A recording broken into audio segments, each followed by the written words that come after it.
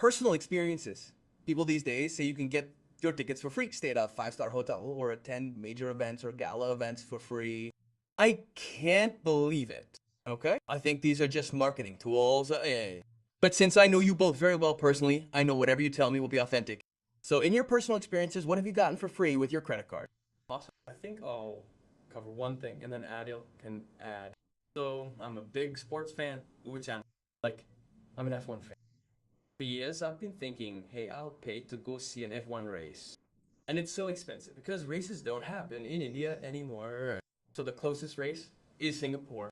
The cost of going to Singapore is so expensive that you generally have to plan for a year's worth of finances to be able to do that, right? So with my credit card points, I booked a hotel there called Spice Hotel, which is a part of Accord. I booked it completely using those points. Negotiating with them, I got a balcony view from where I can see the most exciting turn of the race. And it's on the 12th floor, so it's quite close. And surprisingly, Aadil also joined me for the same race. So we both saw the race from the room, and it felt like a dream come true, just like you said. So today when I talk, everyone thinks I'm telling a marketing story. But when you see those photos and videos, you will realize how powerful credit cards can be. So for me, one of the most important things is your bucket list before and after retirement, whichever works for you. How easily you can tick them off with your credit card points is brilliant. So if I talk in value terms, how much did you withdraw in that value term? If you had to buy it with cash versus the one-night value of the room that you used with your credit card points, if you had paid with money, you would have had to pay 120,000 euros for that one night. Because these hotels charge event rates, right? So with your points, you can literally pay half of this amount if you do the math. Right? But the value of 120,000 euros for that, staying in that room for that view would be 120,000 euros. So how many nights did you stay there? How many? Only one night? And did you pay anything? It was 100% points, 100% funded. So not even €1 worth of points wasted. The round trip ticket and all that.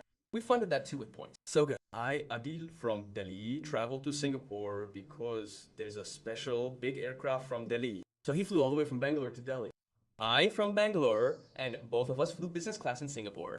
Again, fully funded on points. We paid the taxes. I paid some 3,000 euros plus taxes. You would have paid some 2,000 euros plus tax. That's it. I'm so jealous. For 3,000 euros, we went to business class on airlines like Singapore Airlines. Sanjay, the picture doesn't end here. This is where the story begins. So for example, I got a call from Dhimant when we were planning to go to the F1 race.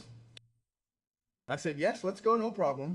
The default answer is always yes. But in parallel, I opened SingaporeAirlines.com and checked if there was availability for a flight. I wanted to take, it was Singapore to Delhi, first class.